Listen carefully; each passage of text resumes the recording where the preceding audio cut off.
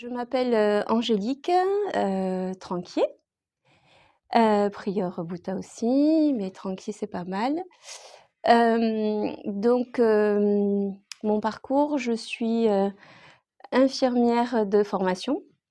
J'ai fait plusieurs métiers dans ma vie. J'ai été, ASH, j'ai été aide-soignante, agent de service hospitalier, pour ceux qui connaissent pas.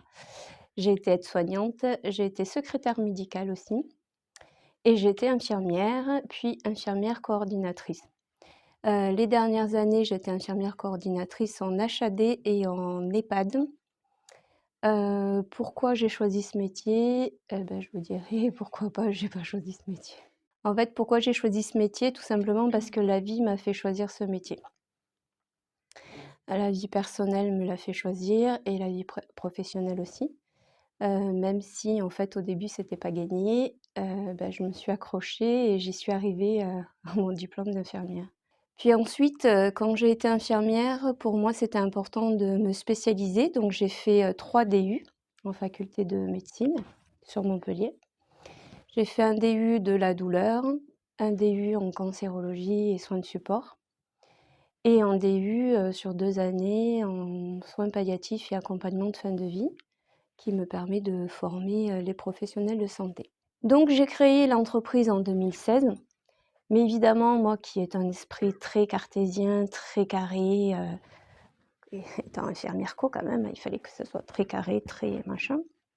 Donc je me suis fait accompagner et je me suis fait accompagner par un organisme qui s'appelle la BGE, qui accompagne les créateurs d'entreprises. Donc j'ai monté mon dossier, je me suis fait accompagner et donc en fait, je passais devant un jury et je suis passée en couveuse d'entreprise, ça s'appelle. Donc je devenais un bébé, embryon, un embryon, d'entreprise et j'ai testé mon entreprise pendant 1 an et demi sous leur numéro d'immatriculation pour voir si mon entreprise déjà marchait parce que je sortais du lot, hein. Ils avaient jamais vu, une entreprise, qui, proposait des thérapies, sur le cadre de la douleur, sur le côté non médicamenteux. Donc c'était quelque chose d'assez novateur et ils se disaient: «Ça va pas marcher, tatati tatata». Et au bout d'1 an et demi, j'ai vu que ça a marché, donc je me suis immatriculée et au début, c'était auto-entrepreneur et là, il y a 2 ans, j'ai changé de statut parce que ça a pris de l'ampleur, jusqu'à aujourd'hui devenir entreprise individuelle. Voilà comment a été créée l'entreprise. Au niveau de la structure, j'ai commencé dans un truc, tout petit, dans un petit bureau, un tout petit bureau, hein, on va dire, oui, c'était même pas un bureau. C'était une chambre, une ancienne chambre d'ailleurs. Et puis au fur et à mesure, j'ai fait construire après, 1 an et demi après, un chalet en bois d'ailleurs qui est là, de 20 m², mais un vrai chalet en bois, hein, qui a été construit par, mon ex-mari, qui était dans le bâtiment. Très beau d'ailleurs, voilà, où moi j'avais des plans dans la tête et il a le savoir dans les mains, donc du coup il a construit de toutes pièces. Et le but c'était de ramener de la chaleur sur quelque chose qui était douloureux. Donc je prenais en charge les patients douloureux, mais dans un environnement qui sortait un peu du temps. Et le but il était là, c'était vraiment quand on était dans ce chalet, on était hors du temps. Donc je consultais dans ce chalet, mais je formais aussi. Donc mes formations ont commencé aussi dans ce chalet.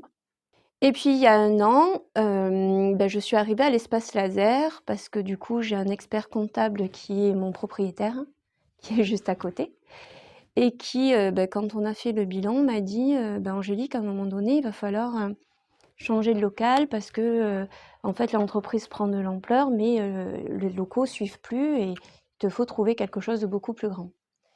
Et moi j'ai dit: «Oui, mais j'ai pas quelque chose de beaucoup plus grand» l'occasion s'est présentée que le médecin qui était là partait à la retraite. Donc il m'a proposé ce local, il m'a fait confiance et du coup, voilà, j'en ai là depuis 1 an. En attendant d'avoir quelque chose de beaucoup plus grand encore, parce que l'aventure va pas s'arrêter là. Donc on est là depuis 1 an. Donc ici, vous êtes dans la salle de formation où les formations, se font. Donc les formations se font, ici, dans le centre de formation. Mais il y a possibilité aussi de le faire en structure et de partir en développement, en déplacement. Ou en visio. Ou en visio aussi, hein, quand c'est des choses assez théoriques. Mais la pratique, jamais en visio. Alors, donc au début, ça a été la création du cabinet, donc 2016, officialisé 2018.